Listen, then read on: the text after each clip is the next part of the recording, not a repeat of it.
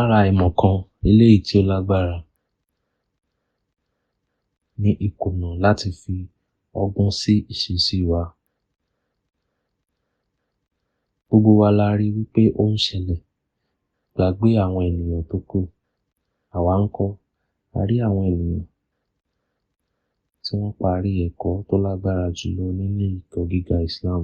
Síbẹ̀, wọn kì í ṣe gẹ́gẹ́ bí ẹ̀kọ́ tí wọ́n kọ́. Báwo la ṣe mọ eléyìí? Láti inú ìsọ̀rọ̀sí wọn. Wọn a máa ṣì ènìyàn lọ́nà látàrí ìṣesí wọn. Wọn kò jẹ́ kí ẹ̀kọ́ tí wọ́n kọ́ rárá. Àìbátífìlláh. Ọlọ́run Allah kọ àwọn ọba ẹjẹ́ àlùfáà, àwọn tó ní mímọ̀, àwọn tí wọn kò ní fi sínú ìṣe ohun tí wọ́n fi ṣe wáàsí.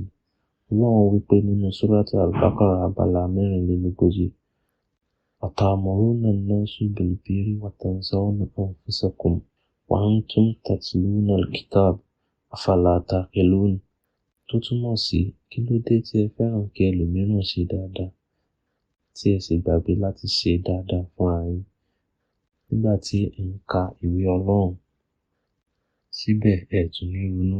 Subhanallah. Àwọn àlùfáà ọba ẹjẹ́ abala yìí ṣe ìkìlọ̀ fún àwọn ará ọjọ́ òun, àwọn Júù, àwọn tí Ọlọ́run fún ní tírà Tórà, ṣùgbọ́n wọn a máa hùwà bí kẹ́tẹ́kẹ́tẹ́ tó gbé ìwé púpọ̀ tí kò sì ní ṣe àǹfààní fún un. Ẹ̀yin kan náà lè wà pẹ̀lú àwọn tí wọ́n ní mímọ̀ tó ṣe nínú wáàsí, nínú ìsọ̀rọ̀sí wọn. Yóò máa sọ fún àwọn èèyàn kí wọ́n ṣe dáadáa, ṣùgbọ́n òun kò ṣe dáadáa tí ó ń sọ fún wọn. Ọlọ́run tún ní pé afala taqilun. Ǹjẹ́ o ronú bí? Lo ọpọlọ rẹ tí o kò ní ronú ni. Ọ̀nà àìmọ̀kan ni eléyìí. Tí a bá kọ́ ẹ̀kọ́ nípa ẹ̀sìn, a ti dé ọ̀pọ̀lọpọ̀ halaqah. Halaqah ní àárọ̀, halaqah ní ọ̀sán, halaqah ní ọ̀la, halaqah títí oṣù.